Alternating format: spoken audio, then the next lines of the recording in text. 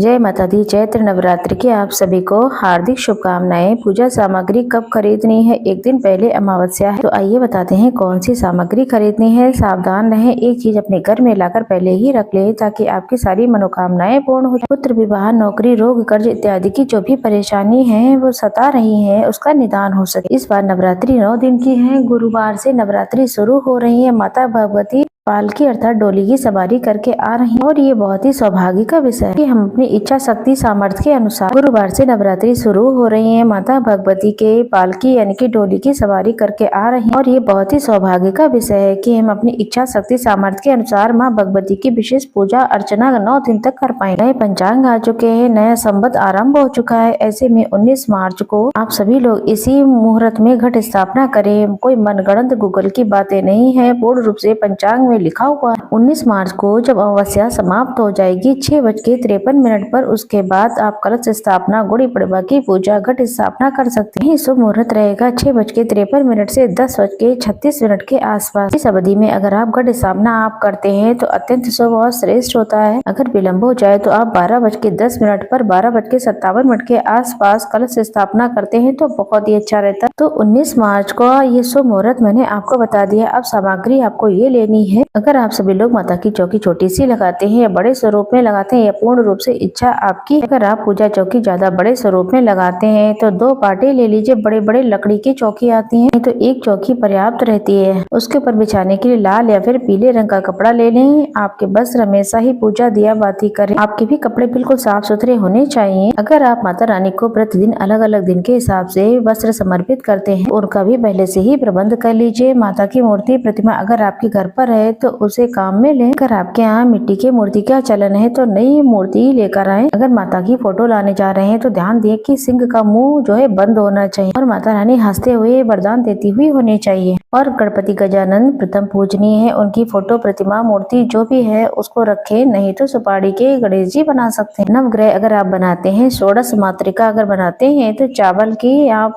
हल्दी की बना सकते हैं। नवग्रह की फोटो प्रतिमा भी बाजार में मिल जाती है, तो नहीं तो चावल या फिर हल्दी से भी नवग्रह बनाए जा सकते हैं। 16 मातृका चावल या फिर जो 16 हल्दी की गांठों से इन्हें बनाया जा सकता है। ये संख्या आप लिख लीजिए। नहीं तो चंदन या फिर लाल सिंदूर से कपड़े पर नवग्रह और 16 मातृका बना सकते हैं। इसका वीडियो हम आपको जल्द ही दिखाएंगे। भाई नवरात्रि व्रत में क्या खाना चाहिए ये मैंने पहले ही आपको बता दिया है, जरूर देखिए। लाल चुनरी माता के लिए आवश्यकता पड़े, एक कलश के लिए, एक माता के लिए। पंचामृत अगर आपके पास विग्रह स्वरूप है तो पंचामृत बनाएं जिसमें दूध, दही, घी, शहद, शक्कर। वही शुद्धता का आप विशेष ध्यान रखेंगे। वही श्रृंगार की सामग्री आप किसी भी दिन चढ़ा सकते हैं। प्रथम दिन आप चुनरी लेकर आ जाए, वही पर्याप्त रहेगी। श्रृंगार सामग्री होनी चाहिए, चाहे आपकी इच्छा है 5 हो, 7 हो, 11 चीजें हो। कलश स्थापना करने के लिए आप कलश की आवश्यकता पड़ेगी, चाहे वो मिट्टी का ले ले, चाहे कोई धातु का भी ला सकते हैं। सप्त मातृका उसके अंदर डाला जाता है, तो आप उसके अंदर हल्दी की गांठ, सुपारी, सिक्का, इलायची, लौंग, अक्षत भी डाल सकते हैं, वो भी पर्याप्त रहता है। कलश के अंदर जल और गंगा जल भी डाला जाएगा। आम या फिर अशोक के पत्ते कलश के ऊपर रखने के लिए 5, 7, 11 रखें।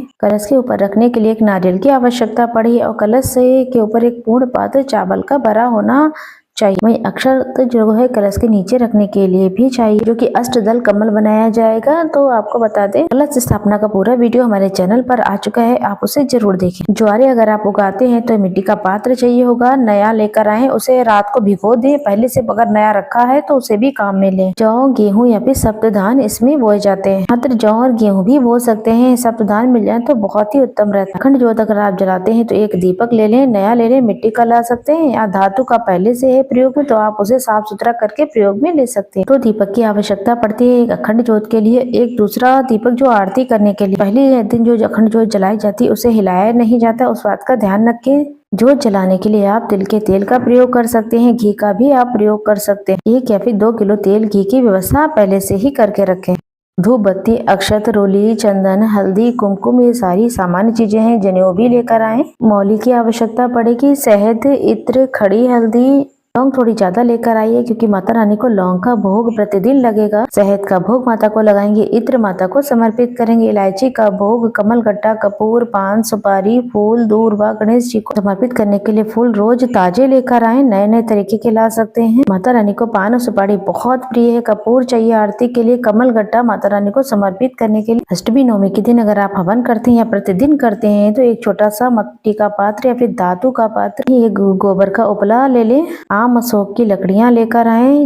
अष्टमी नवमी पर अधिकतर हवन किया जाता है, आप रोज भी कर सकते हैं। घी की आवश्यकता पूर्ण आहुति के लिए, गूगल लोगबान रोज धुनी करने के, जौ तिल जो कि रोज आवश्यकता पड़ती है हवन करने के लिए। अष्टमी नवमी पर लौंग बतासे हवन में आवश्यक पड़ेंगे। भोग प्रसाद तो माता रानी को दिन में लगाया ही जाता है, दिन वार के अनुसार आप अलग अलग भी लगा सकते हैं, नहीं तो लौंग बतासे, पंचमेवा, पंच मिठाई, मिश्री, पान ये आप अपनी इच्छा सामर्थ्य के अनुसार लगा सकते हैं। मंत्र जाप करने के लिए कमलगट्टे की माला, जिस भी स्वरूप में आप माता का नाम जाप करना चाहते हैं, दुर्गा सप्तशती का आप पाठ करते हैं, दुर्गा चालीसा का पाठ करते हैं तो उनकी भी आवश्यकता पड़ेगी। सामग्री की हो गई बात, अब हम बताएंगे सामग्री आपको खरीदने कब है। अब प्रश्न है कि अमावस्या के दिन हम सामग्री खरीद सकते हैं या आप अपने लिए कुछ भी नहीं खरीद रहे हैं, ये सब पूजा की चीजें हैं, माता रानी के लिए खरीद रहे हैं तो निश्चित तौर पर आप अमावस्या के दिन भी सामग्री खरीद सकते हैं। ये सारी चीजें हम पूजा के लिए खरीद रहे हैं, माता भवानी के लिए खरीद रहे हैं तो इसके लिए कोई दोष नहीं लगता है, तो निश्चित तौर पर अमावस्या को भी संपूर्ण सामग्री खरीद सकते हैं। इसमें कोई किसी भी स्वरूप में दोष का प्रश्न ही नहीं उठता। फिर भी अगर आपको लगता है, दुविधा है, कोई शंका है तो आप निश्चित तौर पर सोमवार को खरीद सकते हैं, मंगलवार को, बुधवार को, गुरुवार को, किसी भी दिन आप खरीद सकते हैं। वही 18 तारीख को सुबह अमावस्या रहेगी, सुबह समय निकल जाने दी अमावस्या का, उसके बाद ही दोपहर के समय ही किसी भी समय तो आप सामग्री पूर्ण रूप से खरीद सकते हैं, कोई दोष की बात नहीं। तो इस तरीके से ये जानकारी थी, मैंने आपको बता दी। उम्मीद है आपको हमारी वीडियो अच्छी लगी होगी, जरूर लाइक करें, सब्सक्राइब